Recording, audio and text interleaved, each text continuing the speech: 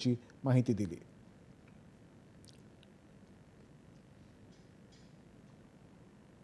पाक पुरस्कृत दहशतवादाला चोख लक्ष्यभेदी उत्तर देत भारतानं ऑपरेशन सिंदूर राबवलंय। त्या अनुषंगानं चर्चा करण्यासाठी मेजर जनरल शशिकांत पित्रे आज दूरदृश्य प्रणालीच्या माध्यमातून सहभागी झाले आहेत। सर नमस्कार, दूरदर्शनच्या सह्याद्री वाहिनीवरती आपलं स्वागत। पाक पुरस्कृत सर, ऑपरेशन सिंदूर ही लष्करी कारवाईच्या दृष्टीने धोरणात्मक दृष्ट्या कशी महत्त्वाची, आपण काय सांगाल? मेजर जनरल शशिकांत पित्रे आज दूरदर्शन प्रणालीच्या माध्यमातून सहभागी झाले आहेत। सर नमस्कार, दूरदर्शनच्या सह्याद्री वाहिनीवरती आपलं स्वागत। हॅलो, आपली नेमकी पहिली प्रतिक्रिया काय? ऑपरेशन सिंदूर लष्करासाठी धोरणात्मक दृष्ट्या कशी महत्त्वाची, आपण काय सांगाल? मला वाटतं ऑपरेशन सिंदूर हे भारतानं जो पहिले 2 सर्जिकल स्ट्राईक केलेले होते त्याचा इजा झालेला आहे। आपली नेमकी पहिली प्रतिक्रिया काय? ऑपरेशन सिंदूर आपल्याला लष्करासाठी धोरणात्मक पाहिजे होतं ते साध्य केलं आणि जिथे ते थांबायला पाहिजे होतं तिथे थांबलेलं आहे। त्यामुळे मला वाटतं ते संपूर्ण यशस्वी झालं यापेक्षा मला आणि दुसरं लगेच मदत केलेलं। सरहद्दीवरती या कारवाईमुळे सरहद्दीवरचं जे सामरिक वातावरण आहे याच्यामध्ये नेमका काय बदल झालाय? काय बदल झाला अजून व्हायचा आहे, पण माझ्या मतानं त्याचा अत्यंत सकारात्मक बदल होणार आहे। प्रथम हे लक्षात घेतलं पाहिजे आपण की पाकिस्तान हे त्यांना हे जे प्रतिसाद मिळालेला आहे, मी प्रतिशोध झालेला आहे त्यांचा, मी सूड म्हणत नाही, परंतु त्यानंतर ते काही ना काहीतरी प्रतिसाद देणार। आता ते काय करतायत ते आपण पाहूया। त्यामुळे सीमेवरचं वातावरण आता तरी तणावपूर्ण असणार आहे, कारण आता पाकिस्तान काय करेल का काही करू शकणार नाही हे आपण आता पाहायचंय आणि त्याचे अनेक पर्याय आहेत। आता तो काय करू शकतो आणि याच्या प्रतिसादात तो युद्ध चालू करण्याचा मूर्खपणा करेल का हे आपण पाहायचंय। ऑपरेशन मध्ये जे जवान सहभागी झाले होते, विविध सैन्य दलाची जी विविध अंग आहेत ते सगळे एकत्रितपणे सहभागी झाले होते, त्यांच्यातला जो समन्वय होता त्याबद्दल काय सांगाल? मी तुम्हाला सांगू इच्छितो, याच्यात जवान म्हणजे या तिन्ही दलांचा याच्यात सहभाग होता। कोणीही आंतरराष्ट्रीय किंवा ताबारेषा ओलांडलेली नाहीये। ही पूर्ण कारवाई ही आपल्या बाजूला राहून केली गेलेली आहे। याच्यात मुख्यपणे स्थलसेनेचा जवळजवळ 70% सहभाग होता आणि वायुदलाचा सुमारे 30% सहभाग होता। याच्यात नौदलाचा काय सहभाग आहे हे आपल्याला अजून कळायचं, कारण जे सरकारकडून पथक आले त्यांनी लिहिलं होतं की तिन्ही सैन्य दलांतर्फे आम्ही त्याला प्रतिसाद देणार आहोत। पण काही का असेना हे जे सगळं झालेलं आहे हे ड्रोन किंवा मिसाईलद्वारे झालेलं आहे। त्यामुळे कोणी दुसऱ्या बाजूला गेलेलं नाही। पण सहभाग जर म्हणाल, समन्वय जर म्हणाल, तर समन्वयाची पराकोटी म्हणता येईल। गेले 10-12 दिवस याचा संपूर्ण अभ्यास केला गेलेला आहे, काय करायचंय हे केले गेले आहे आणि केवळ 20 मिनिटात एका मागून एक ही जी लक्ष्य आहेत ती साधली गेलेली आहे। लक्षात घेतलं पाहिजे की ही फक्त एका अंगाने केलेली नाही, एका ठिकाणाहून झालेली नाहीत, वेगवेगळ्या ठिकाणाहून झाली आहे आणि त्याचा उत्तम समन्वय करू आपण ती 9च्या 9 ही सगळी जी उद्दिष्ट आहेत, जी लक्ष्य आहेत ती उडवलेली आहे। या पातळीवरची जेव्हा ऑपरेशन्स आपल्याला दिसतात की ती मध्यरात्री 1:30 वाजता जेव्हा झालं, अगदी 25 मिनिटाचं ऑपरेशन्स होतं, पण 25 मिनिटाचा हा सर्जिकल स्ट्राईक करण्यासाठी जी विशेष तयारी करावी लागते ती नेमकी कशा प्रकारची असते? अत्यंत महत्त्वाचा प्रश्न आहे। संपूर्ण लोकांना वाटत होतं की ज्या दिवशी हे पहलगामची घटना घडली ते पुढच्या 24 तासात आपण का प्रत्युत्तर दिलं नाही हे देण्यासाठी त्याच्या जरी असे कॉन्टिन्जन्सी प्लॅन जसे ज्याला म्हणतात ते तयार असतात, तर देण्यासाठी संपूर्ण माहिती गोळा करावी लागते। तिन्ही दलांनी मिळून किंवा तिन्ही सेना प्रमुख जे आहेत त्यांनी एकत्र येऊन CD चीफ ऑफ डिफेन्स स्टाफच्या हाताखाली आणि डिफेन्स मिनिस्टरच्या हाताखाली चर्चा केलेली आहे। त्यांना नॅशनल सिक्युरिटी ॲडव्हायझरचा एक सल्ला घ्यावा लागलेला असणार आणि हे सगळे तयार होऊन एक प्रथम योजना तयार केलेली आहे। न ती योजना कार्यान्वित करण्यासाठी त्याच्याशी प्रचंड माहिती लागते. त्या प्रत्येक जो उद्दिष्ट आहे, प्रत्येक जे लक्ष्य आहे, त्याचा बरोबर आपल्याला कोऑर्डिनेट्स पाहिजे, ते कुठं आहेत आणि आपल्याकडे जी मिसाईल म्हणजे प्रक्षेपणास्त्र किंवा ड्रोन त्याच्यात जे वापरले गेले आहेत ते अक्षरशः टार्गेटवर 5 मीटरच्या सुट्टीनं ते बरोबर पोहोचू शकतात. परंतु ते जेव्हा होतील जेव्हा त्याचा संपूर्ण समन्वय घडेल. लक्षात घ्या की जो कमांड कंट्रोल सेंटर आहे तिथून त्या आज्ञा म्हणजे त्या ऑर्डर आदेश निघणार आहेत आणि मग त्यानंतर वेगवेगळ्या हवा एकतर विमानाने असेल किंवा एकतर आपल्या गन्स जे आहेत त्यांनी किंवा मिसाईल जे आहे स्थलसेनेची त्यांनी हे काम पूर्ण केलेलं आहे. तर ह्याचा समन्वय प्रचंड महत्वाचा होता आणि खरोखर 1:04 हे काम चालू झालेलं आहे आणि 1:25 बरोबर 21 मिनिटात आपण हे 9 हल्ले केलेले आणि जे केलेले आहे तुम्हाला आश्चर्य वाटेल फक्त 24 बॉम्ब किंवा स्फोटकं वापरलेली आहे. म्हणजे त्याच्यात काही आपण जास्त बॉम्बिंग किंवा जास्त स्फोटकाचा इस्तेमाल केलेला नाहीये म्युनिशन्सचा. त्यामुळे सगळ्या दृष्टीनं हे उत्तम कारवाई होती, आपला प्रश्न नाही. आणि मला असं वाटतं जी लक्ष्य निश्चिती झालेली होती अगदी प्रिसाईज आपण आत्ताच सांगितलं त्याप्रमाणे कारवाई झाली, तर ही लक्ष्य निश्चिती करण्यामध्ये मला असं वाटतं गुप्तचर यंत्रणा आहेत त्यांचा सुद्धा सहभाग असेल. आपण काय सांगाल? याबद्दल प्रश्नच नाही आहे. प्रत्येक यापर्यंत जी युद्ध झाली आहेत त्यावेळेस प्रत्येक वेळेला आपण या ज्या लष्करी यंत्रणा आहेत, इंटेलिजन्स ऑर्गनायझेशन, त्यांच्यावर आपण नेहमी टीका करत आलेलो आहे.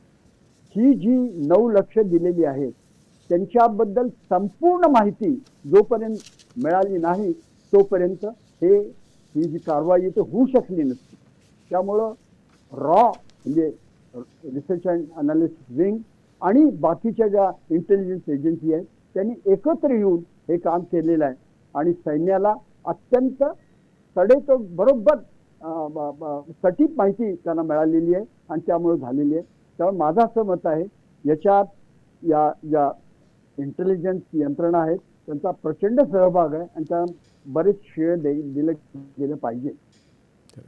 पाकिस्तान असेल किंवा पाकिस्तानबद्दल सहानुभूती असणारे जी इतर शत्रू राष्ट्र आहेत त्यांच्याकडून आता या कारवाईनंतर कोणत्या प्रकारचे संभाव्य प्रतिसाद असू शकतात आणि त्यासाठी आपली तयारी नेमकी कशी असायला हवी? आपण शत्रू राष्ट्र म्हणण्यापेक्षा प्रतिपक्ष हा किंवा ॲडव्हर्सरी ज्याला म्हणतात हे हा शब्द जास्त चांगला. पण शत्रू राष्ट्र जरी म्हटली याच्यात मुख्य शत्रू आपला पाकिस्तान. त्यांना मदत करणारी 2 मुख्य देश आहेत किंवा 3 आहेत.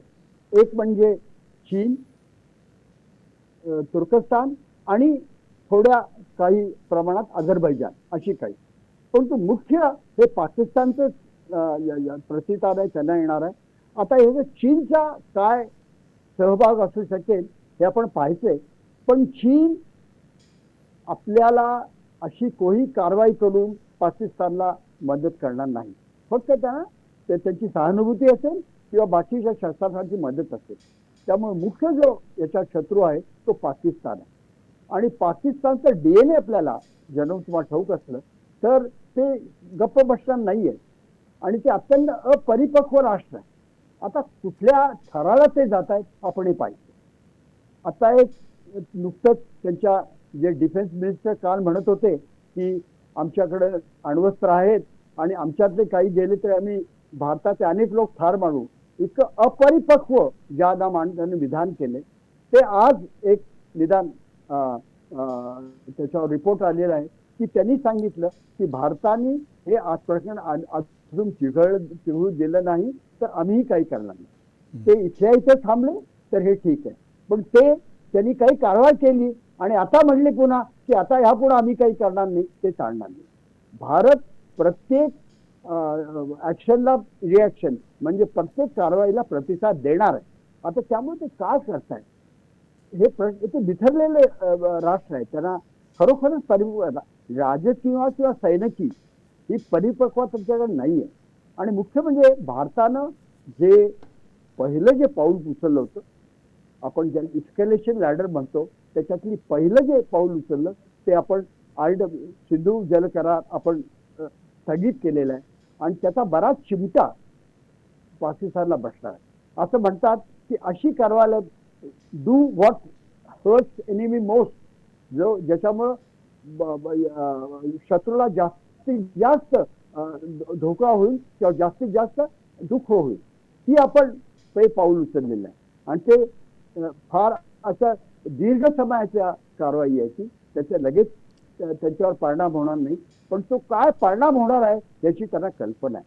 आता कुठल्या बाजूला जात आहे हे सगळं जाणून ते म्हणले ठीक आहे भारताला की आम्ही इथं थांबतो, तुम्ही थांबा, तर खरोखरच चांगलं आहे. कारण प्रत्येक जो आपण कारवाई करतो ना ते कुठं थांबायचं हे फार महत्वाचं. आणि हे कुणी ठरवायचे?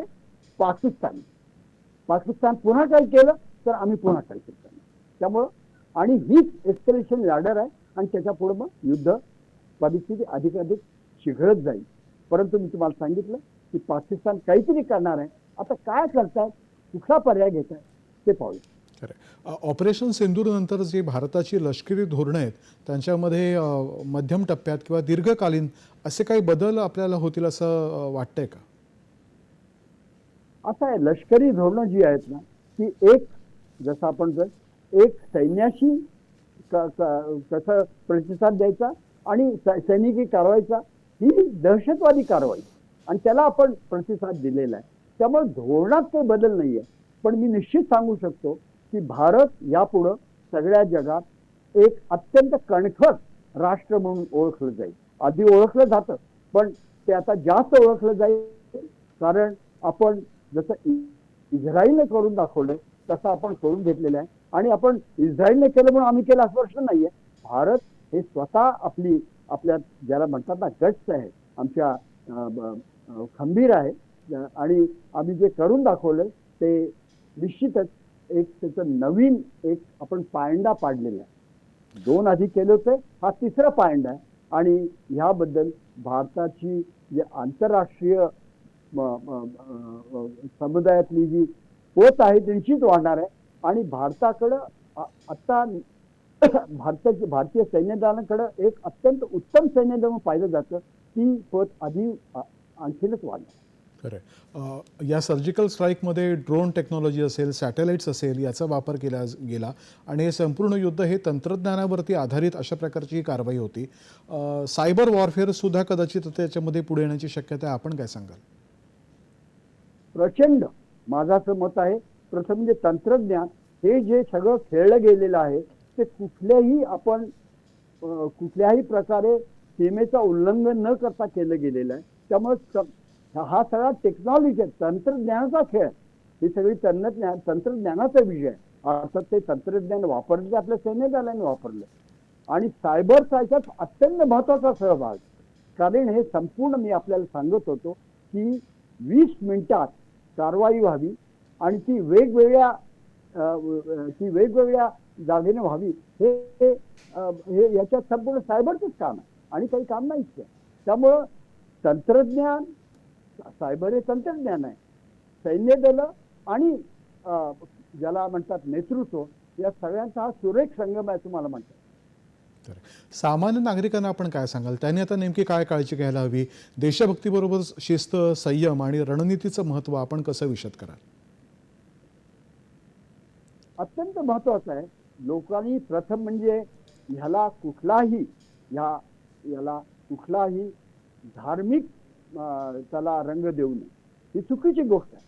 मला पटतंय की ज्यांना मारलं गेलं त्यांना धर्म विचारला गेला, पण ते काही माथेफिरू लोक होते आणि त्या माथेफिरूंनी केले. त्यांचा मुख्य जो उद्देश होता तोच होता की भारतात 2 जे धर्म आहेत त्यांच्यात फूट पाडायची. आपण ते केलं तर त्यांना मदत करण्यासारखं आहे किंवा त्यांचं उद्दिष्ट म्हणजे 4 ते 5 लोक त्यांना आपण पकडून ठार मारलं तरी त्यांचा जो उद्दिष्ट होतं ते आपण साध्य, आणि प्रचंड उद्दिष्ट आहे. आज भारतात आपल्याला ठाऊक आहे की 2 असे एकत्र राहणारे समुदाय आहेत, त्यांच्यात जर आपण ही फूट पाडली, त्यामुळं हे आपण संपूर्ण भारताने हे लक्षात केलं पाहिजे की ह्याला कुठलाही धार्मिक रंग देता कामा नये. आणि धार्मिक तत्व किंवा ज्याला फंडामेंटलिझम म्हणतात, म्हणजे कुठला दोन्ही यांची, हे आपण रद्द केले पाहिजे. हे काही लोकांना हा बोळेपणा वाटतो, भिसेपणा वाटतो. ही वेळ त्याची नाहीये. आपण कुठल्याही स्थितीत त्यांचं जे लक्ष्य होतं दोन धर्मात फूट काढून भारतात एक उठाव करून आणायचा, हे त्यांना आपण ते साध्य होऊ देता कामा नये. आणि हे सगळ्यात महत्वाची मी लोकांना गोष्ट सांगू. दुसरी म्हणजे सैन्याबद्दल माहिती देणे अत्यंत चुकीचं आहे. मी काल कुणीतरी मला एक पोस्ट पाठवलं की एक सोल्जर सुट्टीवरून घरी कामावर परत जातोय आणि त्याची आई, त्याची बायको आणि मुलगा रडतायत, आणि त्याच्यात त्यांनी लिहिलं होतं की रजा रद्द झाल्यामुळं तो परत जातो. हे अत्यंत नाठाळ विधान आहे. रजा रद्द झालेल्या नाहीये. नुसतं आपण रजा ते भावना त्याला आणि भावनातिरेकांना करण्यासाठी अशा काही त्याला ऍडिशन करणे चुकीचं आहे. कारण सैन्याच्या जेव्हा रजा रद्द होतात त्याचा अर्थ वेगळा होतो. आपण कुणाची रजा रद्द केलेली नाही आहे. सैन्याचे जे वेगवेगळी पीस टाईम लोकेशन्स आहेत तिथून त्यांना हलवलं गेलं नाहीये. त्यामुळं कुठलंही जर युनिट हलत असलं तर त्याची कुठल्याही प्रकारची माहिती आपल्या याच्यावर कोणीतरी लिहिलं की माझा मुलगा कालच गेला आघाडीवर, हे चुकीचं आहे. त्यामुळं ह्या गोष्टी आपण सैन्य जिथपर्यंत आहे त्याबद्दल अत्यंत अक्षरशः तोंड बंद केलं पाहिजे. आणि कुठलीही माहिती प्रत्यक्षपणे किंवा अप्रत्यक्षपणे शत्रूपर्यंत पोहोचेल हे पोचणार नाही, याची दक्षता घेतली पाहिजे. आणि ती कुठली माहिती आपल्याला वाटतं याच्यात काही विशेष नाहीये की काल माझ्या मुलाचं पत्र आलं होतं अमृतसरहून, हे चुकीचं आहे. कुठलीही सैन्याबाबतची माहिती सोशल मीडियावर देता कामा नये. पूर्वी जेव्हा 71 युद्ध झालं, 65 ज्या दोन्ही सहभाग घेतलेला आहे त्यावेळेला निदान हे सोशल मीडिया नव्हती. सोशल मीडियामध्ये कुठलीही जी बातमी आहे ती अक्षरशः जसं आपण आता सायबरबद्दल बोललात की कुठल्या याच्या क्षणार्धात सगळ्यांकडे पोहोचते याची आपण काळजी घेतली पाहिजे. माझ्या मते सोशल मीडियामधला सहभाग आपण टाळला पाहिजे किंवा अत्यंत दक्षपणे त्याच्याकडे लक्ष दिलं. पित्रे सर, आता शेवटचा प्रश्न, आपल्या भारतीय जवानांना आणि लष्करांना या अशा यशानंतर देश म्हणून आपण कसं पाठबळ देऊ शकतो? व्यक्ती म्हणून, समाज म्हणून, राजकीय पक्ष असेल, सरकार असेल, सामाजिक संस्था असेल, आपली भूमिका नेमकी काय असायला हवी? प्रचंड पाठबळ देऊ शकतो. काही विरोधी पक्षांनी, मला कोणाचं नाव घ्यायचं नाही, विचारलं होतं की याचं प्रूफ काय आहे, पुरावा काय तुम्ही हे काम केलं. सैन्य पुरावा गोळा करून कामं करत नाही. त्याने काही कुणाचा आपला TADA क्लेम त्यांना मिळत नाही आपण तिथे गेल्यामुळे. तेव्हा सैन्याच्या वर विश्वास ठेवणं ही सगळ्यात महत्वाची गोष्ट. सैन्य हे आपल्यापैकीच एक आहे. ते आपलेच भाऊ बहीण आहेत सगळे. आणि त्यांचा फायटिंग स्पिरिट जे आहे, त्यांचं मनोधैर्य आहे, हे खच्ची होईल अशी कुठली गोष्ट आपण करता कामा नये. आपण या मुलाखतीमध्ये सहभागी झालात आणि अतिशय महत्त्वपूर्ण अशी सल्लासुद्धा सर्व भारतीय नागरिकांना दिलेला आहे. याबद्दल मनापासून धन्यवाद. धन्यवाद. ऑपरेशन सिंदूर अंतर्गत भारतीय सशस्त्र दलांनी केलेल्या